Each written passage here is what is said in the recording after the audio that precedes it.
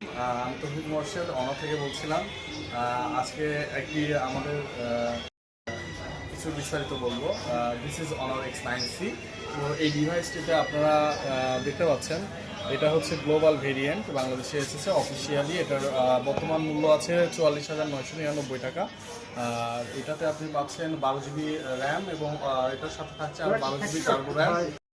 এটাতে 256 GB আপনার storage পাচ্ছেন, টোটাল 1256, এবং এটার ব্যাটারি আপনার থাকছে 6600 mAh একটি বিগ ব্যাটারি।